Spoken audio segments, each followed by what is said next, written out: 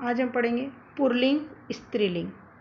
Pulling स्त्रीलिंग आपको first में भी पढ़ाया मैंने, सेकंड क्लास में भी पढ़ाया है। अब आपको ये पता होना चाहिए पुल्लिंग किसे कहते हैं। शब्द के जिस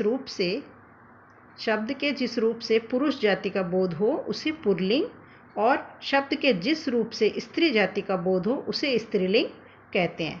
जैसे समीर क्रिकेट खेल रहा है, तो समीर किसका नाम है? लड़के का नाम। तो क्या हो गया? समीर क्रिकेट खेल रहा है, तो क्या हो गया? पुल्लिंग।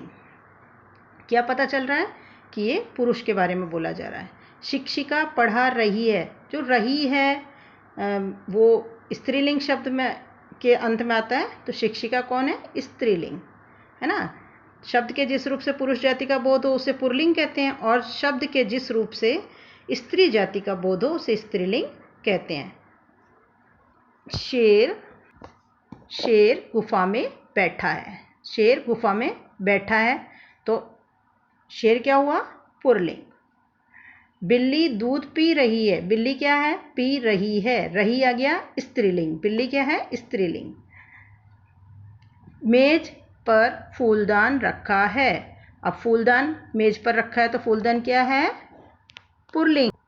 यह छोटी सी कटोरी है। छोटी सी स्त्रीलिंग के लिए आया है, तो कटोरी क्या कौन सा है? स्त्रीलिंग है। कौन सा लिंग में आती है कटोरी? स्त्रीलिंग।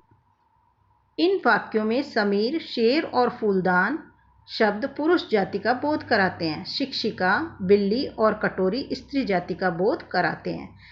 आपको बताया था शब्द के जिस रूप से पुरुष जाति का बोध हो उसे पुल्लिंग कहते हैं, और शब्द के जिस रूप से स्त्री जाति का बोध हो उसे स्त्रीलिंग कहते हैं। और सभी संज्ञा शब्द स्त्रीलिंग या पुल्लिंग होते हैं। जितने भी संज्ञा शब्द हैं वो स्त्रीलिंग या पुल्लिंग में ही आते हैं। बच्चों, वचन, एक वचन और बहुवचन। वचन दो प्रकार के होते हैं। मैं आपको वचन तो लिखकर भेजूंगी, उसको आपको लिखना है, लेकिन अभी मैं आपको सिर्फ ये बताऊंगी कि वचन क्या होते हैं। वचन दो प्रकार के होते हैं। इन वाक्यों को पढ़ो। 3 लड़कियां फुटबॉल खेल रही हैं। यानी एक वचन क्या होता है? शब्द के जिस रूप से एक या अनेक होने का पता चले वह वचन कहलाता है। शब्द के जिस रूप से एक या अनेक होने का पता चले वह वचन कहलाता है। और वचन दो प्रकार के होते हैं, एक वचन और बहुवचन। अब शब्द के जिस रूप से उसके एक होने का पता चले उसे एक वचन कहते हैं, और शब्द के जिस रूप से उसके अधिक होने का, एक से अधिक होने का पता चले उसे बहुवचन कहते हैं। अब जैसे उदाहरण के लिए अगर हम देखते हैं 3 लड़कियां फुटबॉल खेल रही हैं, तो लड़कियां कितनी हैं? 3, तो बहुवचन हो गया है ना। पेड़ पर 4 चिड़िया बैठी हैं। चिड़िया कितनी है? 4 है, बहुवचन है चिड़िया शब्द। दिए गए वाक्यों में कुछ चीजें एक और कुछ एक से अधिक है। फुटबॉल देखो, 3 लड़कियां 3 है, फुटबॉल एक ही है, तो फुटबॉल एक वचन हुआ, लड़कियां 3 है तो बहुवचन। पेड़ एक वचन और चिड़िया 4 है तो बहुवचन।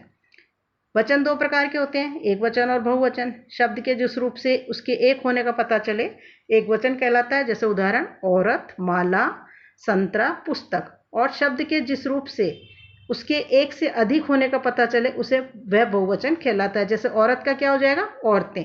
माला का मालाएं। संतरा संतरे। पुस्तक पुस्तकें। इस तरह से हमको एक वचन और बहुवचन को लिख